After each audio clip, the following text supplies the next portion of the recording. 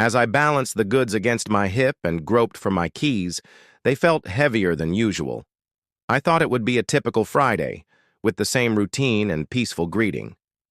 Jenna called out from the kitchen as if she was accustomed to the children arguing over little matters, like the smell of food. I grinned to myself as I hung in midair, exhausted yet happy, unaware that I was approaching the end of my life. I heard a wave of laughter as the front door opened, cheering as a jumble of colorful balloons drifted against the ceiling. Confetti flew, and a champagne cork popped sharply. A cake was sitting triumphantly on the table, and the air was drifting languidly. At first, I thought perhaps I had forgotten a birthday. Perhaps Jenna had planned a surprise party for someone and neglected to inform me, but when I spotted her, she was standing in the middle with one hand on her hip and the other holding a wine glass, smiling like a feline that had just snagged a bird. Sophie and Noah were also there, standing clumsily by the stairs, and beside Jenna, a man I had never seen before. His arm was slackly wrapped around her waist as though it belonged there, and he was wearing too much cologne and a smug expression. My stomach clenched in astonishment when Jenna spoke in a clear, piercing voice. "Broken glass. We're leaving you for a moment," as she raised her glass higher. This must have been some sort of offensive joke that I misheard, but Jenna just laughed, and the man next to her did the same. They laughed as though making a personal joke about me. I stood in the doorway, frozen, the grocery bag slipping from my fingers. Cans tumbled out and whirled away over the wooden floor with a dull thud. I didn't go to get them. Instead, I just stared at Jenna, who took a big gulp from her glass before strolling over to me like, "Thanks for everything," she remarked softly, almost mockingly, as she presented a big prize. Her remarks struck a deeper chord than ever before. "Thank you for paying off the mortgage and for settling my education loans. You truly set us up wonderfully." Without any punch, I looked at Sophie, who had watery palms and big eyes. Clutching the hem of her sweater, Noah appeared perplexed and grasped the banister as though attempting to support himself. Neither of them smiled or spoke. Derek, I would find out his name later, but for the time being, he was simply a stranger. He didn't even have the grace to turn away, and he grinned at me as though proud of having won a prize. I might have opened my mouth to shout, ask why, or laugh at the absurdity of it all, but all that came out was a broken sound, almost like a whimper. I gazed around the house, where I had worked so hard to build every wall, every inch of it, and a profound, painful stillness filled my lungs. Each floorboard, each light fixture displayed the mark of my late-night sacrifices. Double shifts when Jenna was upset about her tuition costs, and I took on a second freelancing job to ensure she could pay off my debts, the birthday presents I missed, and the family vacations I skipped to make up for the mortgage payments. I died so we could create something enduring, and now I was being discarded like yesterday's garbage with no argument. Sorry, just a cake and a party. I took a deep breath and made my way to the kitchen counter where my keys felt heavy. I carefully placed them beside the sink, next to the bobbing bouquet of congratulatory balloons. I made a little noise on their ribbons without looking at Jenna or Derek, and I didn't utter a word. I leaned down and gently picked up the cans, off the floor, carefully putting them back into the sack, one by one, without hurry or sound. The surrounding area became quiet as I glanced at my reflection in the hallway mirror, hardly recognizing the man staring back at me. A man who had sacrificed all for a goal, now staring at me with weary eyes and hunched shoulders. Perhaps the saddest thing was that they weren't even furious yet, just empty.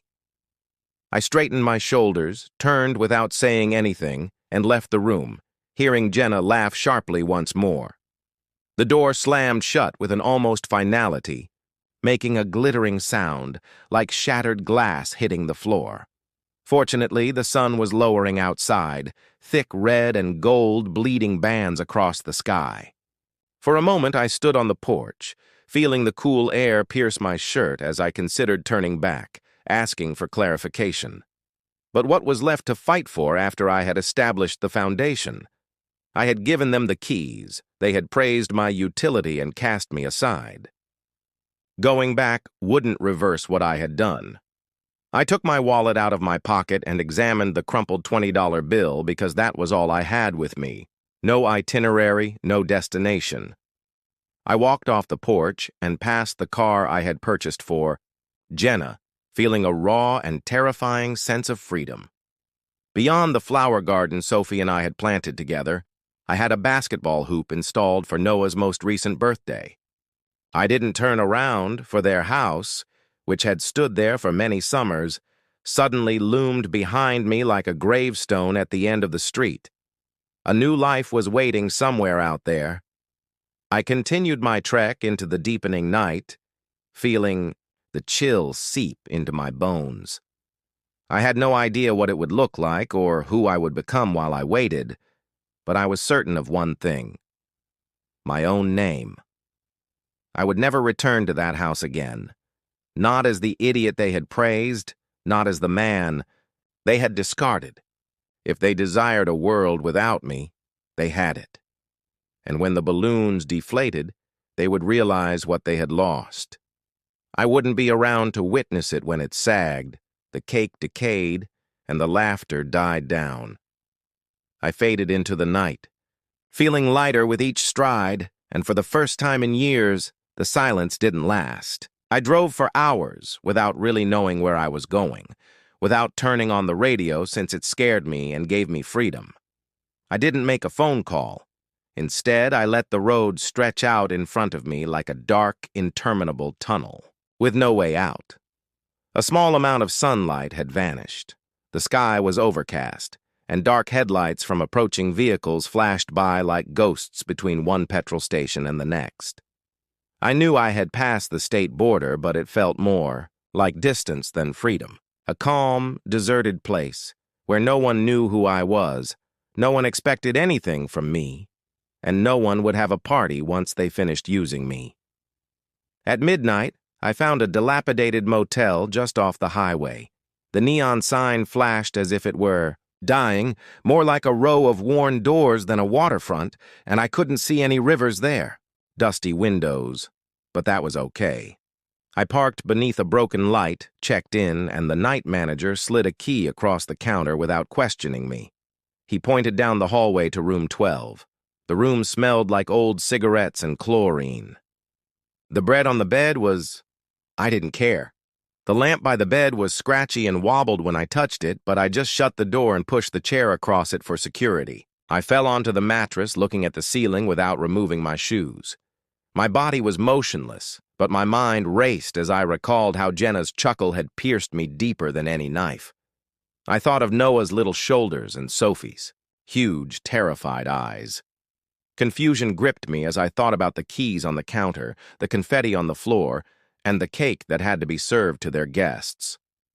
Then I made myself stop, because the silence was more oppressive than the sound, even though it was sitting on my chest. For the first time, no one was tugging at me. I didn't fall asleep alone. No one else was asking for money, help with homework, or another sacrifice. When I woke up the next morning, someone was banging and sunlight peeked through the curtain holes. I sat up slowly, feeling as though a truck had struck me. Across the parking lot was a diner. At noon, I walked over there, still dressed from yesterday. The waitress, a sweet woman with weary eyes, didn't ask questions and silently poured me coffee. I sat there alone, until a man moved into the seat across from me halfway through my burnt toast and greasy eggs. I looked up in shock, but he simply nodded like we were longtime acquaintances. "Are you staying at Riverside?" he asked. His voice was scratchy like sandpaper. "Pete Langford, who owns the garage down the street. Looks like you need some work." I wasn't sure whether to laugh or be outraged, maybe both, but instead I shook his hand. His grip was sturdy and firm. "Jason," I said, using my real name because I could use some work, and there didn't seem to be much use in lying. "Good enough. Stop by the shop." He got up, put some cash on the table, and asked if anyone would mind getting their hands dirty tomorrow. He grabbed his coffee and left before I could even say thank you. The rest of that day was hazy as I strolled through the city, past the grocery store, the laundry, the pawn shop. No one gave me a second glance, and they didn't care about my origins or my purpose. I returned to the motel, staring at the cracked window. That night, I realized it was the absence of my family, not the sense of loss they had caused me, that set me free. I shut my eyes on that worn mattress, and instead of hearing shouting or crying, I listened to my own heartbeat. This was my new life.